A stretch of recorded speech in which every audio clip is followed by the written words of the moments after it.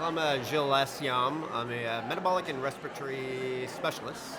So I do everything from heart rate variability assessments to VO2 max assessments. Obviously resting metabolic assessments. I do some CO2 tolerance, and of course I do testing with spirometry. I find limitations in people, basically. And once I address limitations, I basically attack them one by one, and it leads to obviously a better VO2 max test. When I find these limitations is, what do you want? Do you want to be able to, you're a 40-year-old and you just want to perform better? Are you doing this for longevity? Are you looking for weight loss? So what I want to do with the client, might not be what the right fit is with the client. So it's great to know the assessment and what you want to do with the client. But it's also good that it matches their goals too. So that's one thing that people forget in my industry.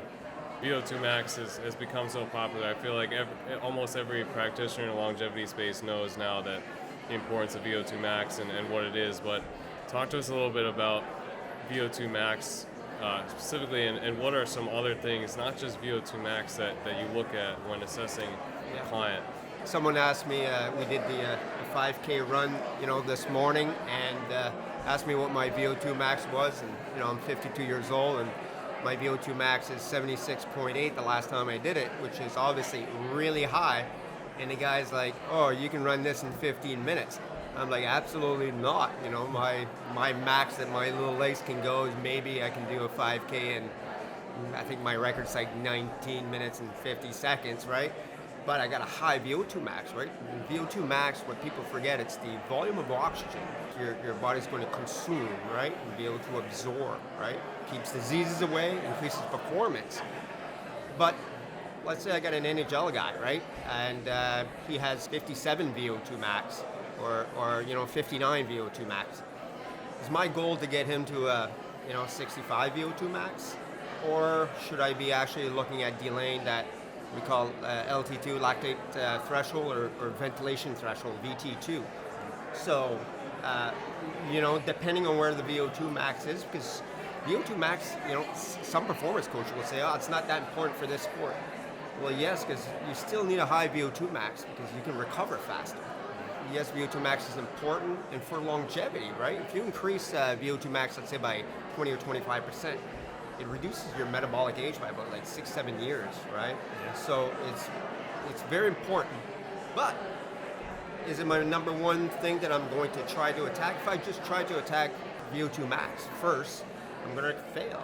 What if the nervous system is shot and your heart rate variability is really bad?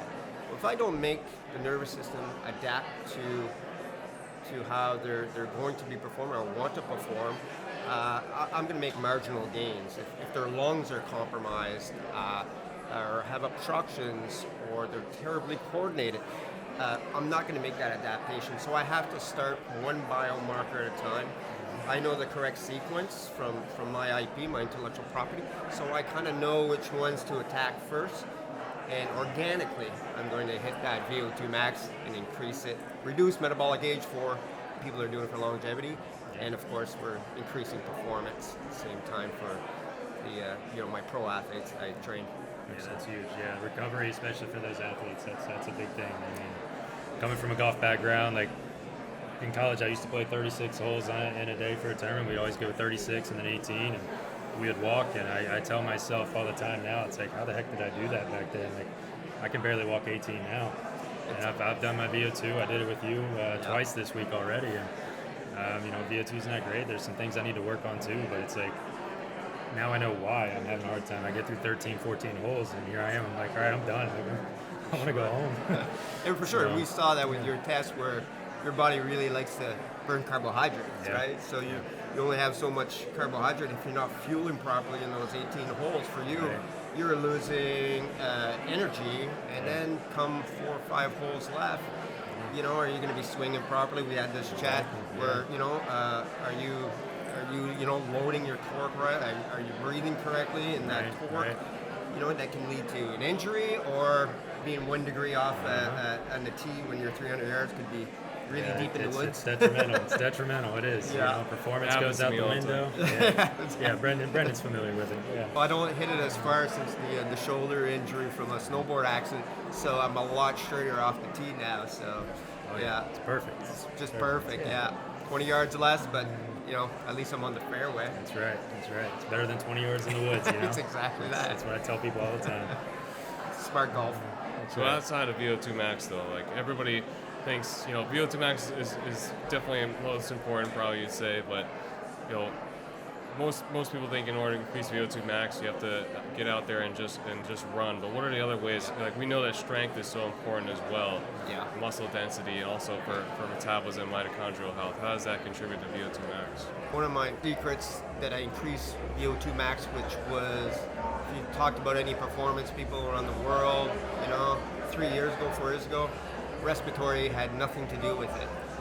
But you increase the diaphragm size, your type 1, type 2 muscles, the inspiratory. If you increase that diaphragm size, you're going to increase that venous return. You're going to increase your stroke volume. If you increase your stroke volume, what do you think is going to happen to your VO2 max? Now, I get this really funny thing.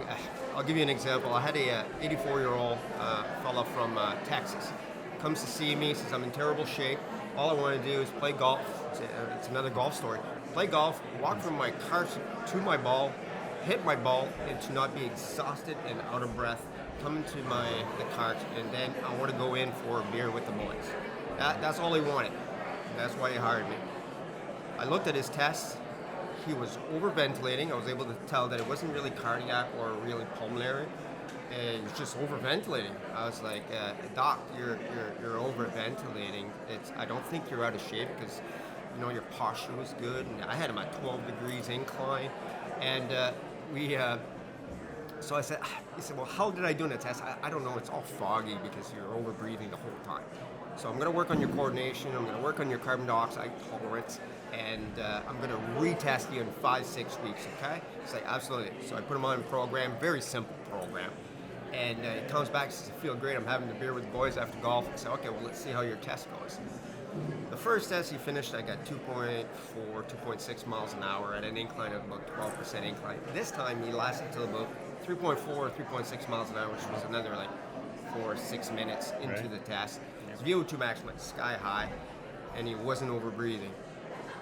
He gets off, and he says, I'm in the best shape in my life in the 80s, from 80 to 84. And he's like, I don't know what you did, but thank you for getting me in shape. I said, no, I didn't make you in shape. I said, all I did was taught you how to breathe, right? When we overventilate, what happens, right? It's called the Bohr effect. The hemoglobin gets a little sticky because you're overventilating that carbon dioxide. And then the hemoglobin gets a little sticky, and it doesn't release all the oxygen molecules to your tissues, including your brain, which creates a sympathetic response. But it also doesn't get into your muscle, right? And we got 20% of the VO2 will go to your diaphragm, 20% will go to your brain, 20% will go to your heart, right? Generally. And so, and the rest, muscles and other tissues. So just teaching that coordination with that gentleman increases VO2 max. I don't remember the percentage, but it was in the double digits. It changed his life in golfing and with his friends, right? And if you make a slight difference in someone's absolutely. something that they love to do. For him, it was to be part of a team, right? Technically, right, with the boys. So that's important for him. So just changing someone's lives like that with something so simple. In my mind, it's so simple. Same here. Yeah. Absolutely, So, Yeah, makes you feel good. That's some stuff I wish I would have known about 5 or 6 years ago with some of my clients when I was a golf pro. So that's nice. Well, now we're bringing it back to the golf world too, right? Absolutely. Yeah. We're always It going all back to interconnects. golfing. We love golfing, right? So. Yeah, especially down here in Florida. It's, yeah. It's everywhere. And then you do a lot of work with first responders and also at altitude. So tell us a little bit about how altitude can change things. Well, it's really funny how I got into the first responders and firefighters. I trained a couple of scuba divers, and they're like, I'm always the first one up, always the first one up. I'm going to take your program. All I want to do is be the last one out with my diving partner. I don't understand diving, so absolutely. Train him on, again, some tolerance to CO2. I'm still doing the other protocols. Some altitude training with him, some simulation. Taught him some breathing coordination, how to breathe deeper into his lungs. I get a call from him in Mexico, and he's like, "Oh, it's the last one up." And he went to this diving spot, like it's a big hole in the middle of Mexico. So then I'm like, wait a minute, it's two guys that I actually helped, and they're the last one out. Well, let's do that with firefighters. So I started doing an assessment with firefighters. This is a pretty cool assessment. So I had about 5 weeks with 6 or 7 firefighters in my hometown in Canada, and I wanted to see how it would feel like to be in a heavy-duty fire. And I asked the boys, okay, what's their heart rate usually? I determined that I'm going to do it at about 8.5 miles an hour in a treadmill, which would put them all zone 4-ish, almost zone 5-ish for some of them.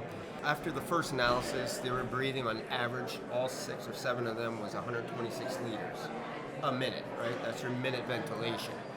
I don't remember their breathing frequency, but their minute ventilation went down to, after my treatments and my protocol, it went down to about 104 or 106 liters. So per minute. So they're saving like 24 liters per minute. The breathing frequency went down. I think it was close to 30%, the breathing frequency. So I was tricking their body. I was manipulating them to breathe deeper, not faster, to get minute ventilation. And with the CO2 tolerance, I got them feeling more comfortable with it. So their breathing frequency went down. I used a metronome to be able to condition their brain and their autonomic nervous system to be okay with it. And once the body adapts, I even made two of them say, listen, this is how fast you were breathing before at 8.5 miles an hour. And now that you're accustomed to breathing my way, which is lower into the lungs, where you're getting better, you're getting better at perfusion at that point. Tried to make them breathe the same way, the exact same way, which would have been, let's say, probably like 40 breaths a minute or 44 or something. And they were hyperventilating, and they couldn't go anymore. They couldn't even run. So that's how fast we can actually adapt the body. It doesn't take months and months. That's why I get such a quick return. If I can manipulate the nervous system and then manipulate you to breathe correctly, it doesn't take long to make big increases. I think another big thing is, a big barrier and limitation for people wanting to actually go assess their VO2 max is, having the ability to actually get up to a run on a treadmill. So one thing that we talked about when you were visiting us was, what you think is the best way functionally for somebody to assess VO2 max. Can you explain to us like that process? So, there's a lot of longevity clinics automatically puts people on a bike, and I think that's a mistake, right? People that are older, typically, if their modality of choice is not bike, they won't have that leg strength, right? You're a little bit more glycogen dependent on a bike, because you're using raw power and wattage. The only time I actually do an assessment on a bike is if that's their modality of choice. Secondary, let's say for a longevity client, they're not a runner, I will do a hiking test. I just put them on a certain incline, I look at their posture, I'll decide between a 7, 9, a 12 or 15 degree incline, and I start them at a very low hike. Because what I want is we're made to be upright, right, as humans, so I want to see how you're breathing upright, and hiking is a normal thing that we did since thousands of years ago. So might as well actually test that way. Now, of course, there's certain situation, maybe a certain injury that you can't, and yes, I will go down to that modality. But I really try to do that modality where I do a hiking, and you'll get a better outcome. You're going to get a higher VO2 max because you're using a little bit more type 1 muscle. And then I do the running one for runners, of course. Yeah. Yeah, I like that hiking one a lot. I've had a few clients over the past few months where they can't get past a certain speed. They get to 3, they get to 3.5. They're like, they maybe have like an injury in their lower body. They just can't physically do it. Yeah. So you always tend to switch. Like, all right, you get to that speed, and then all right, let's switch to incline and start increasing the incline, trying to keep the intensity going.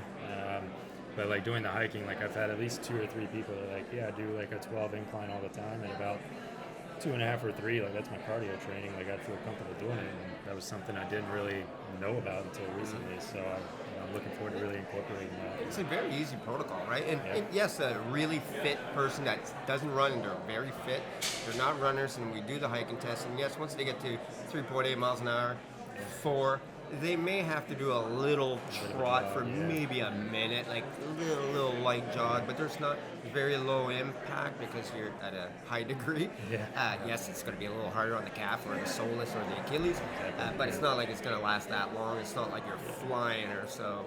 They quickly, as soon as they turn into a jog at 4 miles an hour, people won't last too much longer at that point. So you'll get the VO2 max. You have the record for RER where you're I tend to push myself a little too hard at times, but that's fine. I wasn't going to Never give up gonna in live front that of down. 100 people. I wasn't going to do it. Yeah, no, that was a fun test. 2 VO2 max over 3 days. 3-day stretch, yeah. We didn't have a chance to test your heart rate variability after those 2 tests, but I'm guessing it went down a few points. Potentially, yeah, especially after the second one. You don't have bags beneath your eyes, so you don't look too tired, so that's All a right. good thing. I slept okay. You slept good. Yeah, That's we're a fine. good thing. It's been great to have you here. We always love and appreciate your insight and your expertise. Well, I appreciate the invite. I appreciate the opportunity to speak on the pre-conference. I hope that clinicians can learn to bring VO2 max, and it's not the VO2 max biomarker; it's the actual roadmap that got to the VO2 max. That I want clinicians to come away with this, and doctors and technicians to be able to think of this like it's a blood test, to look at all these individual biomarkers. Some of these devices that we're using is like 20, 23 different biomarkers, and you can see heart rate by heart rate how those 23 biomarkers are going from going at if you're running at 4 miles an hour, 5 miles an hour, 6, 7, 8, right up to VO2 max, you can see all these biomarkers, and it's a roadmap. So you can see if you overventilated, that all of a sudden now you switch to carbohydrate or your RER goes higher. So it's a wonderful tool. I hope that more clinicians are going to start adapting this into their clinics, and that if they do need the help to set this up, of course, this is what O2Max does. My company is to help other clinicians be able to help them out with metabolic and respiratory assessment. It's awesome. Yeah, Awesome. fantastic. Thanks so much, Thanks, guys. Yeah, thanks. Yeah. Great. Let's go play some golf. Yeah.